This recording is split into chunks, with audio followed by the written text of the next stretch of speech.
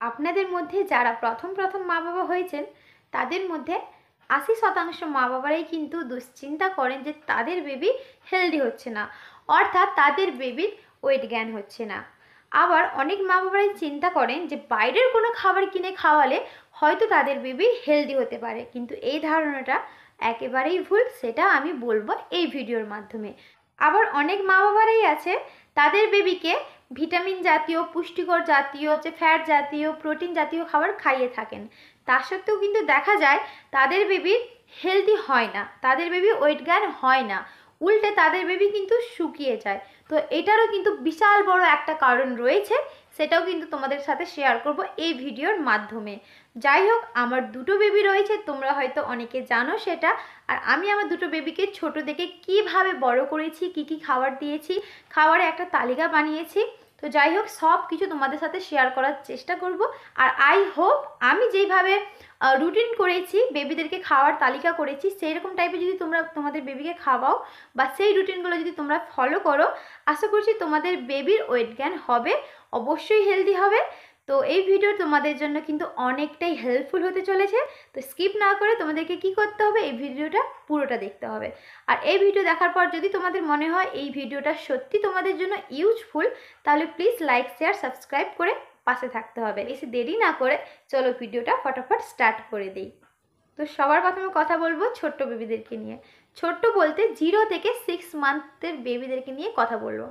তো যাদের ছোট্ট বেবি রয়েছে, 6 মান্থের বেবি, তো তাদেরকে কিন্তু তোমরা অবশ্যই সবসময় ব্রেস্ট মিল্ক খাওয়াবে। ব্রেস্ট মিল্ক সব থেকে বেশি ভালো, ফর্মুলা মিল্কের থেকেও কিন্তু ব্রেস্ট মিল্ক সব থেকে ভালো।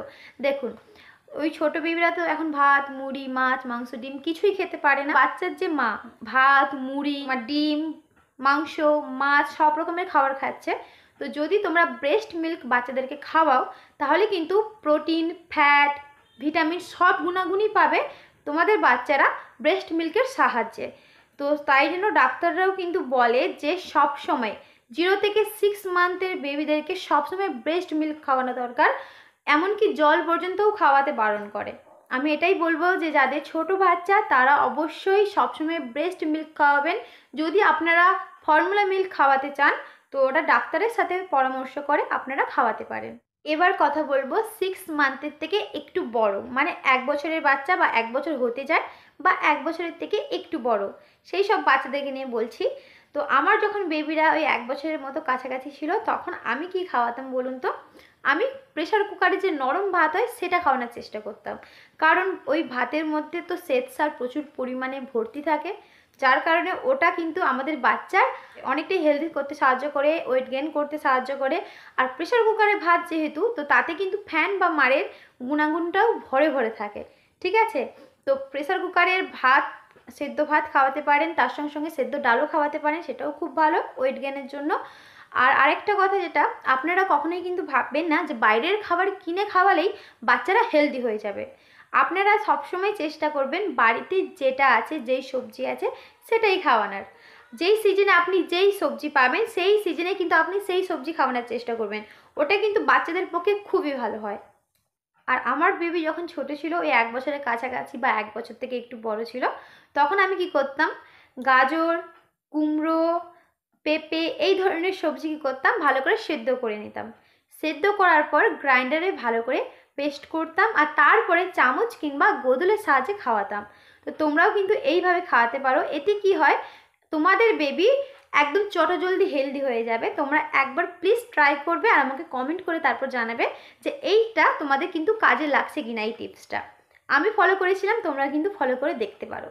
আমার বড় বাবু যখন সামথিং 1 বছর বা 1.5 বছরের ছিল, তখন কিন্তু সুজি খেতে খুবই পছন্দ করতো। আমি ওকে রোজই সুজি দিতাম, বাট একই রকম করে নয়, আমি একটু টুইস্ট করে দিতাম। টুইস্ট বলতে আমি না ওকে রোজ চেঞ্জ করে করে দেওয়ার চেষ্টা করতাম। যেমন হচ্ছে দেখুন, চেঞ্জ করে করে দিলে কি হয়, বাচ্চা কিন্তু খেতে বেশ ভালো লাগে। বাচ্চাদের একই রকম খাবার দিলে বাচ্চারা খেতে চায় না, তাই তো? তো আমি কি করতাম, কখনো অ্যাপেল দিয়ে সুজি করে দিতাম, অবশ্যই খোসা ছাড়িয়ে। আবার কখনো সবজি দিয়ে সুজি করতাম, আবার কখনো আলু দিয়ে সুজি করতাম। আলু দিয়ে সুজি করলে আমি কি করতাম, সরষে একটু ফোড়ন দিয়ে দিতাম ক্যারি পাতার সাথে, তো ওতে দেখতেও সুন্দর লাগে, খেতেও ভালো লাগে। তো বাচ্চাদেরকে আপনি একই জিনিসই খাওয়ান, বাস একটু ঘুরিয়ে পেঁচিয়ে যদি ওকে করে দেন, তাহলে কি বলুন তো, বাচ্চারা দেখতেও ইন্টারেস্টেড হবে, খেতেও কিন্তু ইন্টারেস্টেড হবে। যখন আমার বেবিরা ছোট ছিল তো আমি কিন্তু সুজিকে এইভাবে করেই বাচ্চাগুলোকে খাওয়াতাম, আর বাচ্চারাও কিন্তু খুব ইন্টারেস্টেড সহকারে খেত।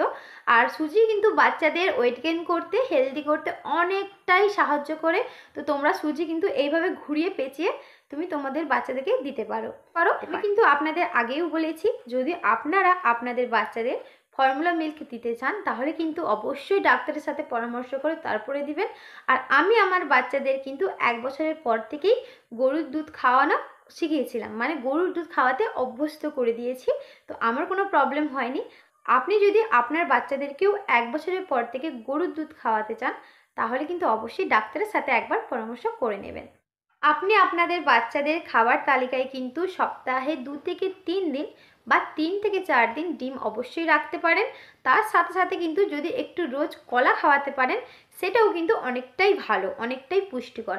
কারণ কলা আর ডিমে প্রচুর পরিমাণে ক্যালোরি থাকে, যেটা আপনাদের বাচ্চাদের ওয়েট গেইন করতে, হেলদি করতে সাহায্য করবে। আমি আমার বাচ্চাদের কিন্তু সপ্তাহে 3 থেকে 4 দিন ডিম খাওয়াতাম আর রোজ কলা খাওয়াতাম। এই দুটোতে প্রচুর পরিমাণে ক্যালোরি থাকে আর আমাদের বাচ্চাদেরকে কিন্তু হেলদি করতে অনেকটাই সাহায্য করেছে ডিম আর কলা।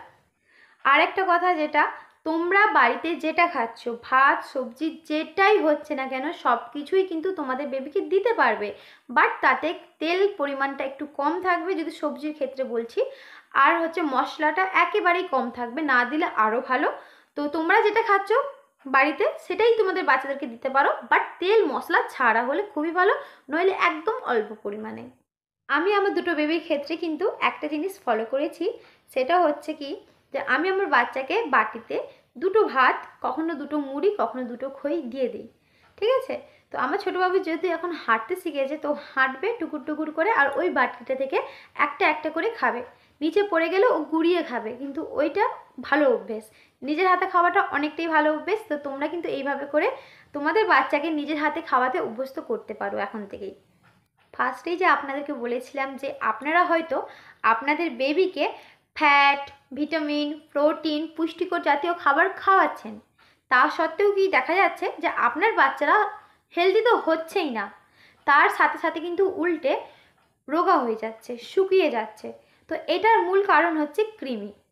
যদি আপনার বাচ্চার বয়স 1 বছরের থেকে বেশি হয় তাহলে কিন্তু তাকে প্রত্যেক 6 মাস অন্তর অন্তর একটা করে কৃমি ওষুধ খাওয়ানো দরকার। ঠিক আছে?